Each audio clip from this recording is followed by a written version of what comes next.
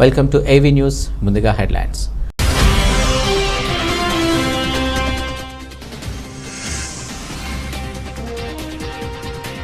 మోదీ ప్రభుత్వంపై అవిశ్వాస తీర్మానం, రెండోసారి బలపరీక్ష నిర్పించుకోవచ్చన్న మోదీ సర్కార్.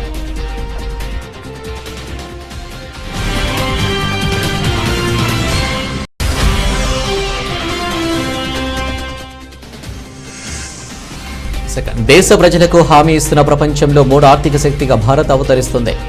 ఐఈసీ కాంప్లెక్స్ ను జాతికి అంకితం చేస్తూ ప్రసంగించిన ప్రధాని మోదీ.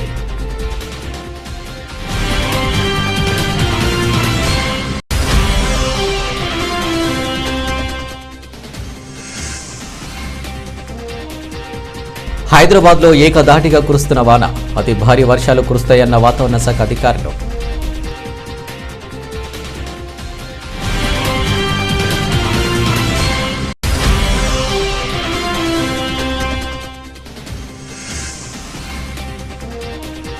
డేంజర్ జోన్లో కడెం ప్రాజెక్ట్, నిర్మల్ జిల్లాలోని కడెం ప్రాజెక్టుకు సామర్థ్యం మించి అతి భారీ వరద ఉధృతి.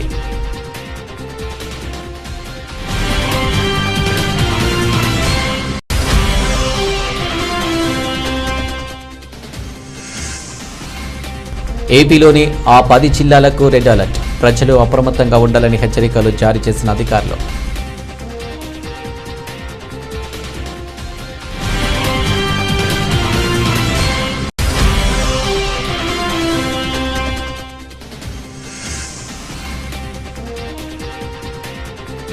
తొలి పోరుకు సిద్ధమైన భారత్, వెస్టిండీస్ జట్లు గట్టి పోటీ ఇవ్వనున్న వెస్టిండీస్.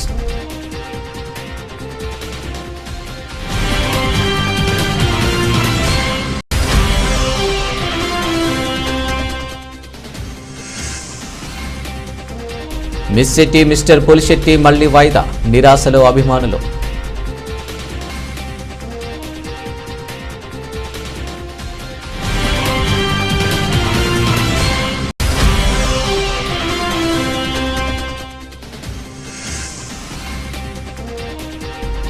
లాభాల్లో ప్రారంభమైన స్టాక్ మార్కెట్లు, ఫెడ్ కీలక ప్రకటన.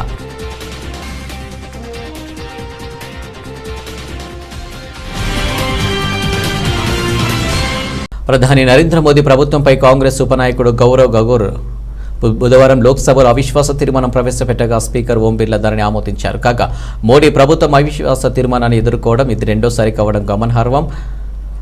అసలు ఇంతకీ అవిశ్వాస తీర్మానం అంటే ఏమిటంటే, అవిశ్వాస తీర్మానం అంటే అధికారంలో ఉన్న ఒక వ్యక్తి కానీ వ్యక్తుల సముదాయం కానీ ఆ అధికారాన్ని పదవిని నిర్వర్తించడానికి అనర్హులని తాము భావిస్తున్నట్టు లోక్సభ సభ్యులు ప్రవేశపెట్టే తీర్మానం. సాధారణంగా పార్లమెంటరీ దిగువ సభలో ప్రజలే ప్రత్యక్షంగా ఎన్నికైన పార్లమెంటు సభ్యులు మాత్రమే అవిశ్వాస తీర్మానం ప్రవేశపెట్టడానికి అర్హులు. లోక్సభ కార్యకలాపాల నియమావళిలో 198 అధికరణం దీని గురించి తెలుపుతుంది. దీని ప్రకారం లోక్సభ సమావేశ సమయంలో ఉదయం 10 గంటలలోపు సభా సభ్యులు ఎవరైనా లిఖితపూర్వక అవిశ్వాస తీర్మాన నోటీసు ప్రవేశపెట్టవచ్చు. అవిశ్వాసం నోటీసుకు కనీసం 50 మంది ఎంపీల మద్దతు ఉండాలి. లేదంటే ఆ తీర్మానాన్ని స్పీకర్ తిరస్కరిస్తారు. మెజారిటీ ఎంపీల విశ్వాసాన్ని కోల్పోతే ఆ ప్రభుత్వం పడిపోతుంది. రాజ్యాంగంలోని ఆర్టికల్ 75/3 ప్రకారం ప్రజలు ప్రత్యక్షంగా ఎన్నికైన సభకు ప్రభుత్వం బాధ్యత వహించాలి. ఆ విశ్వాస తీర్మానం అందిన 10 రోజుల్లోగా దానిని స్పీకర్ సభకు చదివి వినిపించి దానిపై చర్చకు ఓ తేదీని స్పీకర్ నిర్ణయిస్తారు. అవిశ్వాస తీర్మానంలో ప్రభుత్వంపై వారు చేసిన ఆరోపణలకు ప్రధానమంత్రి కానీ మంత్రి మండలి సభ్యులు కానీ సమాధానం చెప్పవలసి ఉంటుంది. ఈ చర్చ ముగిసిన అనంతరం అవిశ్వాస తీర్మానంపై స్పీకర్ ఓటింగ్ నిర్వహిస్తారు. అందులో మెజారిటీ సభ్యులు తీర్మానానికి అనుకూలంగా ఓటు వేస్తే ప్రభుత్వం పడిపోతుంది. మెజారిటీ సభ్యులు తీర్మానాన్ని వ్యతిరేకిస్తే తీర్మానం వీగిపోతుంది. స్వాతంత్ర్యానంతర భారతదేశ పార్లమెంటు చరిత్రలో ఇది 28వ అవిశ్వాస తీర్మానం. इस प्रस्ताव की अनुमति दी जाती है. मैं सभी दलों के नेताओं से चर्चा कर और नियमों के तहत उचित समय पे चर्चा करने की तिथि से आप सबको अवगत करा दूंगा.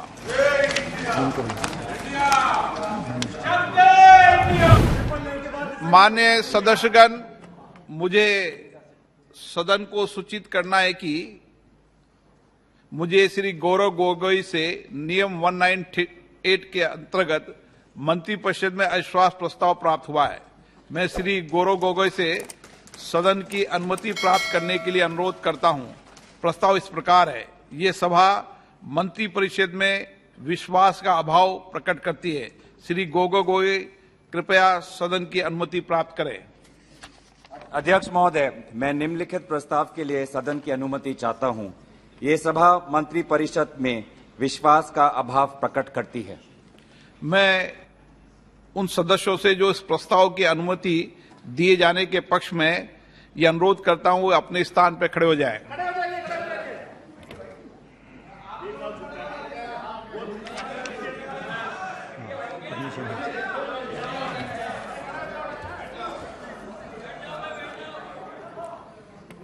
इस प्रस्ताव की अनुमति दी जाती है। मैं सभी दलों के नेताओं से चर्चा कर और नियमों के तहत उचित समय पर चर्चा करने की तिथि से आप सबको अवगत करा दूंगा। माननीय सदस्यगण, सदन की गरिमा रखो। ये भारत की संसद है। आप इतने पुराने दल हो, आपका इस तरह का व्यवहार ठीक लगता है क्या? कुछ गरिमा रखो सदन में। आप गरिमा को गिराना चाहते हैं सदन में। వచ్చే లోక్సభ ఎన్నికల తర్వాత రికార్డు స్థాయిలో మూడోసారి కూడా మన ప్రభుత్వం ఏర్పాటు కాబోతుందని ప్రధాని నరేంద్ర మోదీ అన్నారు. విపక్షాలు ఎన్ని పొత్తులు పెట్టుకున్నా ప్రజాభిమానం తిరస్కరించినా ముఖాలు మాత్రం అలాగే ఉంటాయన్నారు. మూడో అతిపెద్ద ఆర్థిక వ్యవస్థగా భారత్ ఏర్పడుతుందని ప్రధానమంత్రి నరేంద్ర మోదీ అన్నారు. ప్రగతి మైదానంలోని international exhibition cum convention centre complex ను ప్రధాని నరేంద్ర మోదీ ఇవాళ జాతికి అంకితం చేశారు. ఈ ఉదయం ఐటీపీఓ ప్రాంగణంలో హవన్ మరియు పూజలలో ప్రధాని మోదీ పాల్గొన్నారు. అనంతరం కేంద్రం నిర్మాణంలో నిమగ్నమైన కూలీలను ఆయన కలుసుకుని సన్మానించారు. ఈ మండపాన్ని చూసి ప్రతి భారతీయుడు సంతోషంగా గర్వపడుతున్నారని ప్రధాని మోదీ అన్నారు. కన్వెన్షన్ సెంటర్ భారతదేశ సంభావ్యతకు నూతన శక్తికి పిలుపు. భారత మండపం భారతదేశం గొప్పతనం, సంకల్పం, ఆదర్శం అని అన్నారు. साथियों, आज हमारी सरकार के स्तंभ और पिछले टर्म के कार्यों का परिणाम पूरा देश देख रहा है। आज देश का विश्वास पक्का हो गया है कि अब भारत की विकास यात्रा रुकने वाली नहीं है।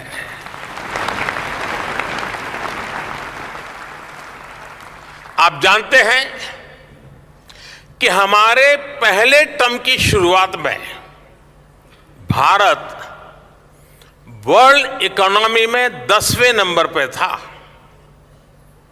जब मुझे आप लोगों ने काम दिया तो हम अब 10 नंबर ही थे।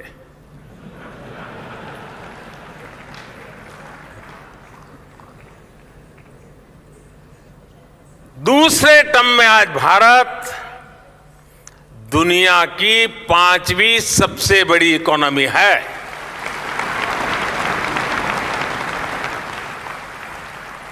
और ये ट्रैक रिकॉर्ड के आधार पर, बातों बातों में नहीं, ट्रैक रिकॉर्ड के आधार पर मैं कह रहा हूं,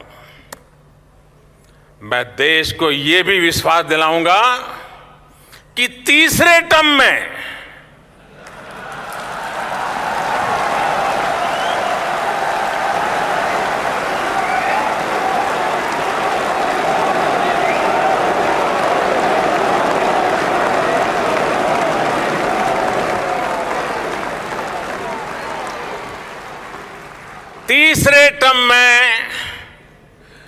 दुनिया की पहली 3 इकोनॉमीज में డేంజర్ జోన్లో కడెం ప్రాజెక్టు ఉంది. నిర్మల్ జిల్లాలోని కడెం ప్రాజెక్టుకు సామర్థ్యం మించి అది భారీ వరద ఉధృతి వస్తుండటంతో పరివాహక ప్రాంత వాసులను సురక్షిత ప్రాంతాలకు తరలిస్తున్నారు. కడెం ప్రాజెక్టు ఇన్ఫ్లో సామర్థ్యం 3.50 లక్షల క్యూసెక్కులు కాగా 6.04 లక్షల క్యూసెక్కుల వరద ప్రవాహం కడెం ప్రాజెక్టులోకి వస్తుంది. ప్రాజెక్టు మీద నుండి వరద నీరు ఓవర్ఫ్లో అవుతుంది. దీంతో దిగువ ప్రాంతాలు పూర్తిగా జలమయమైపోయాయి.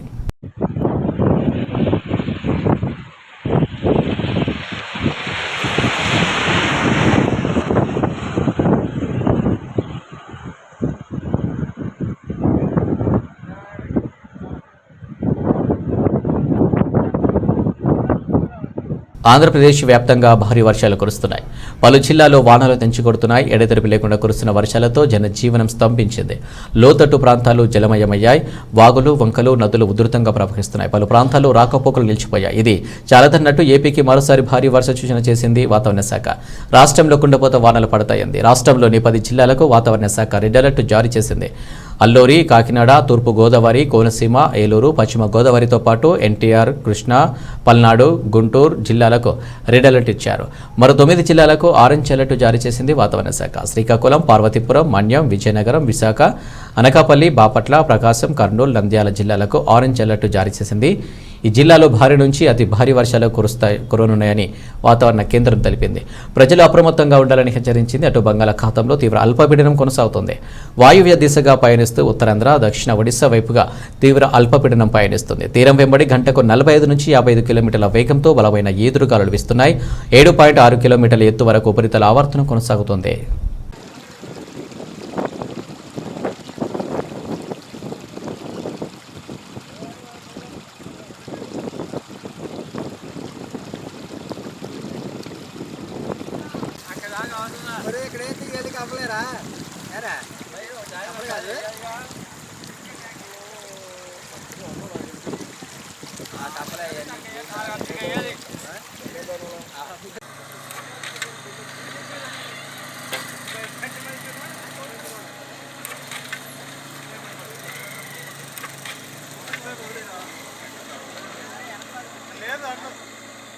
రాష్ట్ర రాజధాని హైదరాబాద్ నగరంలో రాత్రి నుంచి ఎడతెరిపి లేకుండా వర్షం కురుస్తుంది. బుధవారం సాయంత్రం ప్రారంభమైన వాన తెల్లవారు ఏకతాటిగా కురుస్తూనే ఉన్నది. Marredpally, Bowenpally, Tirumalagiri, Alwal, Jawahar Nagar, Bollaram, Secunderabad railway station, Sitaphal Mandi, Quthbullapur, Nagole, LB Nagar, Vanasthalipuram, Hayath Nagar, Dilsukh Nagar, Malakpet, Chaderghat, Koti, Nampally, Lakdi Kapul, Khairatabad, Panjagutta, Ameerpet, Erragadda, Kukatpally, Miyapur, Chandanagar, Lingampally, Madhapur, Gachibowli, Rayadurgam, Banjara Hills, Jubilee Hills, Mehdipatnam, Chandrayangutta, Sagar ring road, BN రెడ్డిలో భారీ వర్షం కురుస్తుంది. వర్షాల దాటికి నాగర్లోని అయ్యప్ప కాలనీలో ఇళ్లలోకి వరద నీరు చేరింది. లింగంపల్లి రైల్వే అండర్ పాస్ వద్ద భారీగా వరద నీరు చేరింది. దీంతో రాకపోకలు నిలిచిపోయాయి. గచ్చిబౌలి, లింగంపల్లి మార్గాల్లో వెళ్లాల్సిన వాహనాలను ట్రాఫిక్ పోలీసులు దారి మళ్లిస్తున్నారు. కాగా మరో 10 నిమిషాల్లో హైదరాబాద్లోని పలు ప్రాంతాల్లో భారీ నుంచి అతి భారీ వర్షాలు కురుస్తాయని వాతావరణ శాఖ తెలిపింది. అయితే భారీ వర్షాలతో జీహెచ్ఎంసీ సిబ్బంది అప్రమత్తమయ్యారు. రోడ్లపై నీరు నిలవకుండా వచ్చిన నీటిని వచ్చినట్లే పోయేట్లు చూస్తున్నారు డిఆర్ఎఫ్ సిబ్బంది. పోలీసులు, మున్సిపల్ శాఖ అధికారులు సహాయక చర్యలో పాల్గొంటున్నారు. బీఆర్కే భవన్ వద్ద రోడ్డుపై చెట్టు కోల్పోయింది. దీంతో రోడ్డుపై వాహనాలు నిలిచిపోయాయి.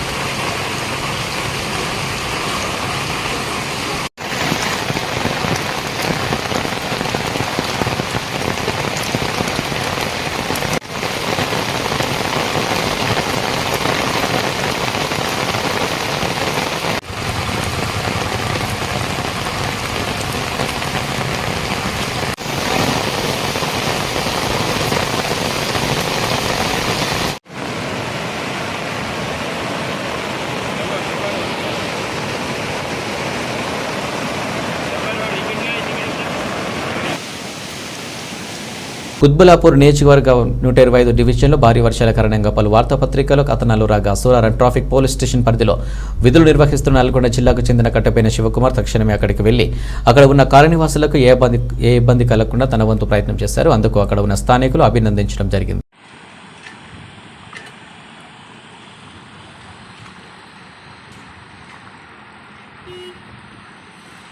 విశాఖ దక్షిణ నియోజకవర్గానికి పల్లపు ప్రాంతంలో లోతట్టు ప్రాంతమైన 35వ వార్డులో నిన్న కురిసిన 4 రోజుల భారీ వర్షానికి 35 వార్డు ప్రాంతమంతా కూడా వర్షపు నీటితో మునిగి ఆ ప్రాంతంలో ఉన్న పేద ప్రజలు ఆ ప్రాంతమంతా కూడా వర్షపు నీటితో మునిగి ప్రాంత వాస్తవ్యులు అందరూ కూడా నిత్యావసర వస్తువులు అన్ని తడిసిపోయి తీవ్ర ఇబ్బందులు పడుతున్నారు. ఈ సమస్యలను స్థానిక ఎమ్మెల్యే శ్రీ వాసుపల్లి గణేష్ కుమార్ గారికి అలాగే జీవీఎంసీ నగర కమిషనర్ సాయికర్తి వర్మ గారికి విషయాన్ని తెలియపరిచి మన విల్లూరి హుటాహుటిన అధికార యంత్రాంగాన్ని సంఘటిత స్థలానికి ప్రాంతానికి రప్పించి పర్యటించడం జరిగింది. కార్యక్రమంలో బాధితులకి కొంతమందికి నిత్యావసర వస్తువులు కొనుక్కునేందుకు ఆర్థిక సాయం చేయడం, ఇటువంటి సమస్య రాబోయే రోజుల్లో జరగకుండా ఉండేందుకు శాశ్వత పరిష్కారం చేస్తానని హామీ ఇవ్వడం జరిగింది. అలాగే ఇటువంటి సమస్య మళ్లీ రాబోయే రోజుల్లో తలెత్తకుండా శాశ్వత పరిష్కారం చేసేదిగా జీవీఎంసీ వీపీటీ సంబంధిత అధికారులకు, పోర్టులో ఉన్న సంబంధిత అధికారులకు ఎక్కడైతే పోర్టు బ్రిడ్జ్ నిర్మాణం కొరకు వాటర్ సముద్రంలోకి వెళ్లే కాలువ నిర్మాణ పనులు చేస్తే ఉన్నారో ఆ నిర్మాణ పనులు చేయడం గురించి నిర్మాణ పనులు వేగవంతం చేయాలని, ఇటువంటి సమస్య రాబోయే రోజుల్లో తలెత్తకుండా ఉండాలని పోర్టు అధికారులకి కూడా సంబంధిత అధికారులకు ఆదేశాలు జారీ చేయడం జరిగింది. ఈ కార్యక్రమంలో శ్రీ దుర్గాలమ్మ అమ్మవారి దేవస్థానం ధర్మకర్త భక్తి మంగరాజు గారు, యాల రమణమ్మ గారు, 35వ వార్డు వైసీపీ నాయకులు, కార్యకర్తలు, శ్రేయభిలాషులు, పార్టీ శ్రేణులు, సచివాలయం కన్వీనర్లు, గృహ సారథులు పాల్గొనడం జరిగింది.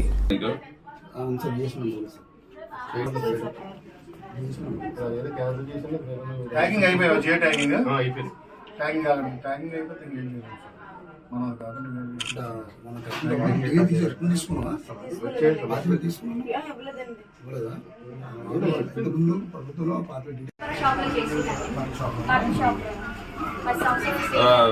సంచమాల మండలం పేరుసోముల రామిరెడ్డిపల్లి గ్రామాల్లో గడప గడపకు మన ప్రభుత్వం కార్యక్రమం నిర్వహించిన ఎమ్మెల్యే కాటసాని రామిరెడ్డి గడప గడపకు మన ప్రభుత్వం కార్యక్రమం నిర్విఘ్నంగా సాగుతుంది. జోరువలను సైతం లెక్క చేయకుండా కాటసాని రామిరెడ్డి ప్రతి గడపకు వెళ్లి ప్రభుత్వం చేసిన సంక్షేమ పథకాలను అభివృద్ధిని వివరిస్తూ ప్రజల ఆశీస్సులను పొందుతున్నారు. సీఎం వైఎస్ జగన్మోహన్ రెడ్డికి మద్దతు కూడగడుతున్నారు. గడప గడపకు మన ప్రభుత్వం కార్యక్రమంలో జోరువారను సైతం లెక్క చేయకుండా విరామం లేకుండా పర్యటిస్తూ గడప గడపకు వెళ్లి ప్రజలను కలుసుకుని వారికి ప్రభుత్వం చేసిన సహాయాన్ని వివరిస్తూ వారికి ఏమైనా సమస్యలు ఉంటే వాటిని తెలుసుకుని పరిష్కరించేందుకు చర్యలు తీసుకుంటా సీఎం వైఎస్ జగన్మోహన్ రెడ్డిని మరోసారి ముఖ్యమంత్రిగా ఆశీర్వదించాలని కోరుతూ గడప గడపకు కార్యక్రమం నిరంతరంగా కొనసాగించారు. జోరు వానలో సైతం ఆగకుండా వెంట నాయకులు, అధికారులు, సచివాలయం సిబ్బంది, వాలంటీర్లు, స్థానిక ప్రజలు పాల్గొన్నారు.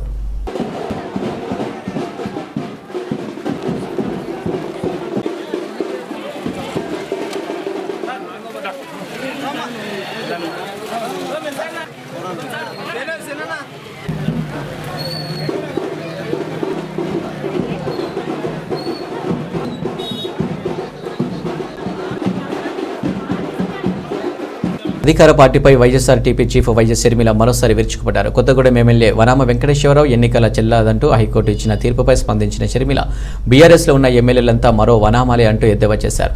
అంతా ఎన్నికలు కమిషన్ తప్పుదోవ పట్టించే వాళ్ళే అని వ్యాఖ్యలు చేశారు. దొరల్లా చిలామణి అవుతూ దొరకకుండా తిరుగుతున్న దొంగలే అన్నారు. ఎన్నికల అఫిడవిట్లు చూపింది గోరంతైతే దాచింది కొండంత అని తెలిపారు. లెక్కకు రాని ఆస్తులు, అంతస్తులు అనంతమన్నారు. అధికార పార్టీ ఎమ్మెల్యేల అఫిడవిట్లు తక్షణం తనిఖీ చేసి తప్పుడు సమాచారం ఇచ్చిన ఎమ్మెల్యేలపై అనర్హత వేటు వేయాలని రాష్ట్ర ఎన్నికల ప్రధానాధికారి వైఎస్ఆర్ తెలంగాణ పార్టీ విజ్ఞప్తి చేస్తుందన్నారు. ఎన్నికల సంఘాన్ని మోసం చేసి అధికారం అనుభవిస్తున్న వారిని మళ్లీ పోటీకి అనర్హులుగా ప్రకటించాలని వైఎస్ షర్మిల కోరారు.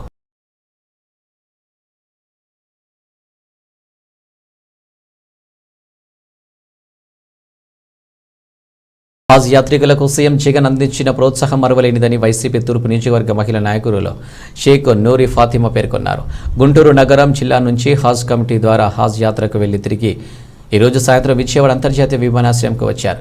వీరిని ఆంధ్రప్రదేశ్ హజ్ కమిటీ చైర్మన్ బద్వేల్ గౌసల్ అజంతో కలిసి స్వాగతం పలికారు. ఈ సందర్భంగా నూరి ఫాతిమా మాట్లాడుతూ హజ్ యాత్రలో మన రాష్ట్ర ప్రజలకు రాష్ట్ర ప్రభుత్వం ఆధ్వర్యంలో మంచి సేవలను అందించడం జరిగిందన్నారు. హజ్ యాత్రికులకు టికెట్ వ్యత్యాసాన్ని సీఎం జగన్ పెద్ద మనసుతో భర్తీ చేశారని, చరిత్రలో ఇటువంటి మనసున్న సీఎం లేరని ఉండారని వెల్లడించారు. ఈ కార్యక్రమంలో గుంటూరు జిల్లా వక్ఫ్ కమిటీ మెంబర్ సయ్యద్ సుబానీ, హజ్ కోఆర్డినేటర్ మహమ్మద్ హిదయత్ తదితర ప్రముఖులు పాల్గొన్నారు.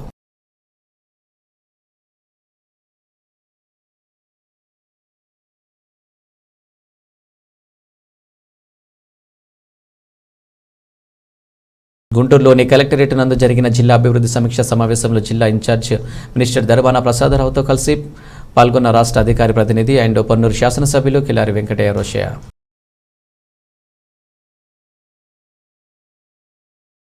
అమలు చేస్తున్న నూతన విద్యా విధానం నైపుణ్యాలతో కూడిన యువతను తీర్చిదిద్దింది, సమాజానికి అందించడానికి ఉపయోగంగా నిలుస్తుందని కేంద్ర గిరిజన విశ్వవిద్యాలయం ఉపకులపతి ఆచార్య టీవీ కట్టిమని అన్నారు. నగరంలోని ఒక హోటల్లో నూతన విద్యా విధానం 2020 అమలు చేసి 3 సంవత్సరాలు పూర్తయిన సందర్భంగా ఏర్పాటు చేసిన విలేకరుల సమావేశంలో ఆయన పాల్గొన్నారు. ఈ సందర్భంగా ఆచార్య కట్టమని మాట్లాడుతూ విద్యార్థికి ప్రాధాన్యత ఇస్తూ విద్యార్థి సామర్థ్యాలు, ఆసక్తులకు అనుగుణంగా కోర్సులను ఎంపిక చేసుకునే స్వేచ్ఛ నూతన విద్యా విధానంలో ఉంటుందని చెప్పారు. విద్యార్థులు తనకు ఇచ్చిన కోర్సులను ఎంపిక చేసుకుని సంబంధిత శాస్త్ర అంశాలలో నిపుణులుగా మారడానికి అవకాశం ఉందన్నారు. రానున్న 2 దశాబ్దాల కాలంలో యువతను నైపుణ్యాలతో సుసంపన్నం చేసే శక్తి నూతన విద్యా విధానం కలిగి ఉందని చెప్పారు. నైపుణ్యాలు కలిగిన యువతను సిద్ధం చేయడంలో చైనాను భారత్ అధిగమిస్తుందని చెప్పారు. గత 3 సంవత్సరాలుగా నూతన విద్యా విధానం అమలు చేయడం వలన విద్యాభ్యాసానికి, ఉపాధి కల్పనకు మధ్య ఉన్న వ్యత్యాసాన్ని రూపుమాపడానికి అవకాశాలు ఏర్పడాయని వివరించారు. విద్యా వ్యవస్థని పరిశ్రమలకు అనుసంధానం చేస్తూ తదనుగుణంగా యువతను సిద్ధం చేసే అవకాశం ఏర్పడిందన్నారు. Vice Chancellors have gathered here, Directors have gathered here to talk about the course of NEP, the system of NEP, how NEP is going to make a big change in the Indian society, how our students will get employment, self-employment or any type of employment. It's only possible to change our syllabus. By changing syllabus, by changing the mindset of teachers as well as our parents and the society, we are going to make a big change. At the same time, we teachers, we vice chancellors and academicians, Andhra రాష్ట్రానికి విభజన హామీలు అమలు చేయడంలో కేంద్ర BJP ప్రభుత్వం చిత్తశుద్ధికి లేదు. రాష్ట్రానికి విశాఖకు తీవ్ర ద్రోహం చేస్తున్న పోరాడి సాధించుకుందామన్న పట్టుదల రాష్ట్ర వైసీపీ, టీడీపీ పార్టీల ప్రజాప్రతినిధులకు లేకపోవడం దురదృష్టకరమని, ఆంధ్ర రాష్ట్ర ప్రజలపై కక్షపూరితంగా వ్యవహరిస్తున్న బీజేపీని ప్రతిఘటించకపోవడాన్ని సిపిఎం రాష్ట్ర కార్యదర్శి వర్గ సభ్యులు కె లోకనాథం తీవ్రంగా ఖండించారు. విశాఖపట్నానికి బీజేపీ తీవ్ర ద్రోహం చేస్తూ ఉంది. మొన్న జరిగిన పార్లమెంటుకి సంబంధించిన దాంట్లో అటు తెలంగాణ, ఉత్తరాంధ్ర ప్రజానీకానికి సంబంధించిన పార్లమెంట్ సభ్యులు ఎవరైతే ఉన్నారో వాళ్ళు ప్రశ్నలు వేశారు. హోంశాఖ సహాయ మంత్రి గారు సమాధానం చెప్తూ రైల్వే జోన్కి సంబంధించి దాదాపు 106 కోట్ల రూపాయలు కేటాయించాలి, కానీ మేము 10 కోట్లు మాత్రమే కేటాయించామని చెప్తున్నారు. అంటే ఎంత చిత్తశుద్ధి ఉందనేది స్పష్టంగా అర్థమవుతుంది. ఒకవైపున రైల్వే జోను విశాఖపట్నానికి సంబంధించి ఉత్తరాంధ్రకి ప్రాణవాయువు. భారత్ వెస్టిండీస్ జట్ల మధ్య వన్డే సమరం ఈ రోజు నుంచి ప్రారంభం కానుంది. 3 వన్డే మ్యాచ్ల సిరీస్లో భాగంగా తొలి మ్యాచ్ భారత కాలమానం ప్రకారం గురువారం రాత్రి 7 గంటలకు బార్బడోస్లో కన్సింగ్టన్ ఓవల్లో జరుగుతుంది. ఇప్పటికే టెస్ట్ సిరీస్లో భాగంగా ఇండియా, విండీస్ జట్లు 2 టెస్టు మ్యాచ్లు ఆడాయి. 1-0తో భారత్ జట్టు సిరీస్ను కైవసం చేసుకుంది. రెండో టెస్టు చివరి రోజు ఆట పూర్తిగా వర్షార్పణం కావడంతో క్లీన్ స్వీప్ నుండి వెస్టిండీస్ జట్టు తప్పించుకున్నట్లయింది. నేటి నుంచి జరిగే వన్డే సిరీస్లో 3 మ్యాచ్లను గెలుచుకుని వన్డే సిరీస్ను క్లీన్ స్వీప్ చేయాలని రోహిత్ సేన పట్టుదలతో ఉంది. అయితే వన్డే జట్టు విషయానికి వస్తే వెస్టిండీస్ జట్టు బ్యాటింగ్ ఆర్డర్ బలోపేతంగా ఉందనే చెప్పవచ్చు. టెస్టులతో పోలిస్తే వన్డేలో విండీస్ జట్టు గట్టి పోటీ ఇస్తుందనడంలో ఏమాత్రం అతిశయోక్తి లేదు. ఆ జట్టులో మెరుపు బ్యాటింగ్తో భారీ స్కోరు సాధించగలిగే బ్యాటర్లు ఉన్నారు.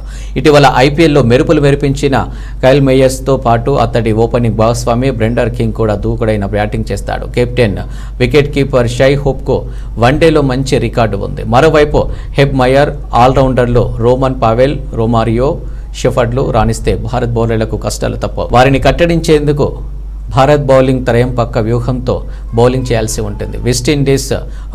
విండీస్ జట్టులో ఫేస్ బౌలర్ అల్లారి జోసెఫ్తో భారత్ బ్యాటర్లు కొంచెం జాగ్రత్తగా ఉండాల్సిందేనని క్రీడా విశ్లేషకులు పేర్కొంటున్నారు.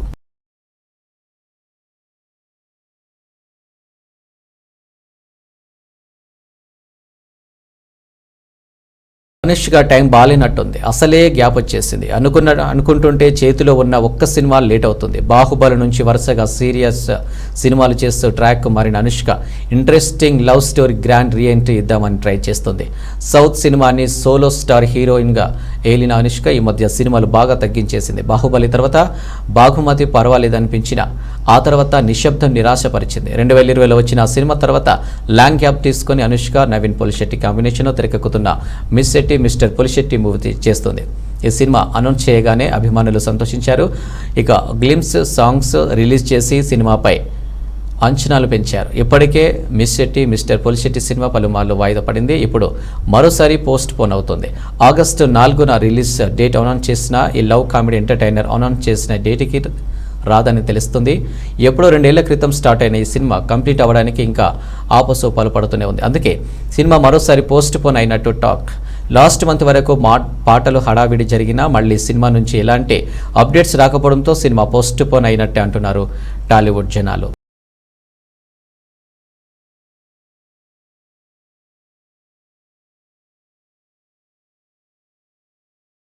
ఉదయం 9:16 సమయంలో బెంచ్ మార్క్ సూచి సెన్సెక్స్ 181 పాయింట్ల లాభంతో ట్రేడింగ్ కొనసాగిస్తుండగా మరో కీలక సూచి నిఫ్టీ 59 పాయింట్ల మేర లాభంతో ఇంట్రాడేలో కొనసాగుతుంది. ఇదే క్రమంలో నిఫ్టీ బ్యాంక్ సూచి 161 పాయింట్లు, నిఫ్టీ మిడ్ క్యాప్ సూచి 83 పాయింట్లు లాభపడి ముందుకు సాగుతున్నాయి. అమెరికా సెంట్రల్ బ్యాంక్ ఫెడ్ తాజాగా తన వడ్డీ రేట్లను 25 బేసిస్ పాయింట్ల మేర పెంచుతున్నట్లు ప్రకటించింది. దీంతో అమెరికా మార్కెట్లు ఫ్లాట్ ముగింపును నమోదు చేశాయి. వడ్డీ రేట్ల పెంపు నిర్ణయంతో ఆసియా మార్కెట్లు లాభాల జోరు కొనసాగిస్తున్నాయి. భారత మార్కెట్లపై సైతం ఇదే ప్రభావం కనిపిస్తుంది. ఎన్ఎస్ఈలో Cipla, Bajaj Finance, Infosys, Divi's Labs, Hindalco, BPCL, Sun Pharma, Apollo Hospitals, LT, Power Grid, UltraTech Cements, ICICI Bank, SBI Life, Airtel, UPL, Adani Enterprises, HDFC Bank, Asian Paints, doctor Reddy's కంపెనీల షేర్లు టాప్ గెయినర్లుగా కొనసాగుతున్నాయి. ఇదే క్రమంలో Mahindra and Mahindra, Tech Mahindra, Tata Consumer, Hindustan Unilever, Nestle, Britannia, Kotak Bank, Eicher Motors, IndusInd Bank, JSW Steel కంపెనీల షేర్లు నష్టాల్లో trading కొనసాగిస్తూ టాప్ లూజర్లుగా నిలిచాయి.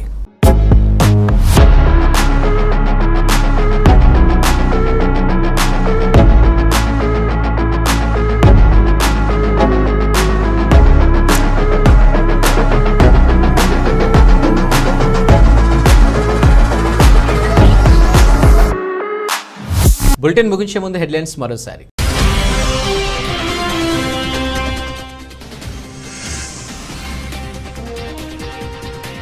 మోదీ ప్రభుత్వంపై అవిశ్వాస తీర్మానం, రెండోసారి బలపరీక్ష నిర్పించుకోవచ్చన్న మోదీ సర్కార్.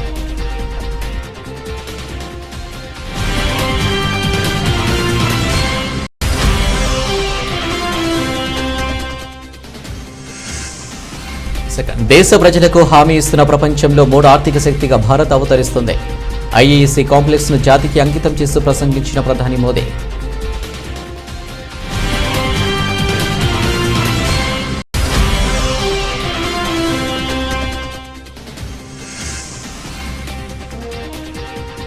హైదరాబాద్లో ఏకధాటిగా కురుస్తున్న వాన, అతి భారీ వర్షాలు కురుస్తాయన్న వాతావరణ శాఖ అధికారులు.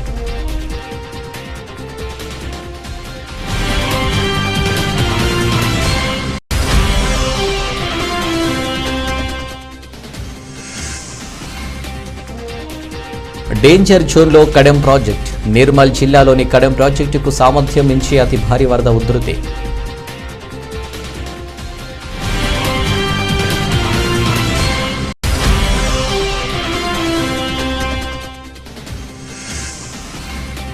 ఏపీలోని ఆ 10 జిల్లాలకు రెడ్ అలర్ట్, ప్రజలు అప్రమత్తంగా ఉండాలని హెచ్చరికలు జారీ చేసిన అధికారులు.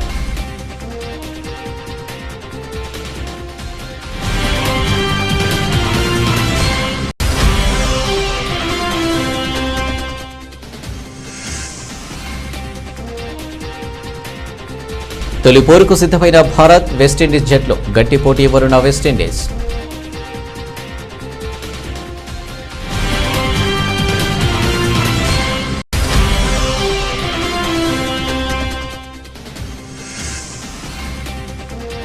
మిస్ శెట్టి, మిస్టర్ పులిశెట్టి మళ్లీ వాయిదా, నిరాశలో అభిమానులు.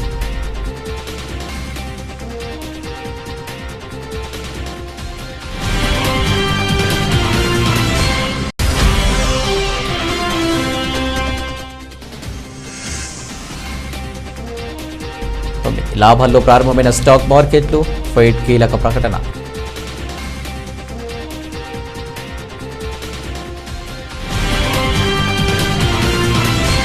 ఇవి బులెటిన్ అప్డేట్స్. నమస్తే.